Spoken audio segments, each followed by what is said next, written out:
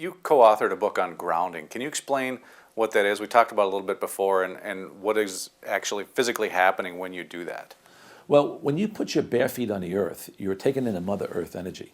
You see, the earth is struck by lightning maybe 1,000 times to 5,000 times a minute, particularly around the equator.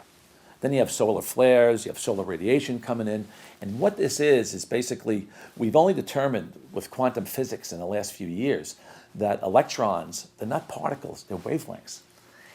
And these electrons that are inside the earth, when we put our bare feet on the ground, whether it's the ocean, which is the best, like water, sand, especially wet sand in the ocean, grass, concrete, not asphalt, that's man-made. Brick is okay. Wood is not okay. But basically, when we put our bare feet on the ground, we're taking in those electrons. And those electrons are taken into the body. It's like taking in a handful of antioxidants. So now we're taking in electrons in the body. And these wavelengths of the body, we call it a Schumann energy, literally puts out the fires of inflammation. I mean, I've done research on this. It also supports heart rate variability. As a cardiologist, that's the research we did in a small pilot study, and we had it published. And whenever you support heart rate variability, what you're doing is you are showing, because the heart is a barometer of the autonomic nervous system.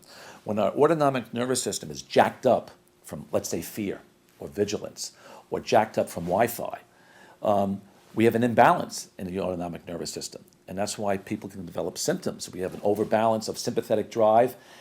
What grounding does, it stimulates the parasympathetic system. So we get a balance, and that's why we sleep better. We have better relationships of cortisol in the body. The other thing that grounding does is that it supports what we call zeta potential. It increases the energy between red blood cells. So the red blood cells, instead of being stuck together, they repel one another. It's like being in a traffic jam in New York City. The cars can't move, as opposed to the Autobahn in Germany. The cars are moving like this. We want our blood to be thin. We want our blood to be like red wine, as opposed to red ketchup. The problem today is with all the electromagnetics, our blood is like red ketchup. When our blood is thick, it's inflamed. And we have silent inflammation, and that's why there's so many people developing brain inflammation, heart inflammation. But you don't go to the doctor's office and say, I have inflammation. You're going in there with fatigue. I can't sleep. I got tinnitus. I got ringing into my ears. Something's wrong with my body. I have the caffeine effect in my heart. And the doctors don't know how to deal with this. They don't get it because there's no training in it.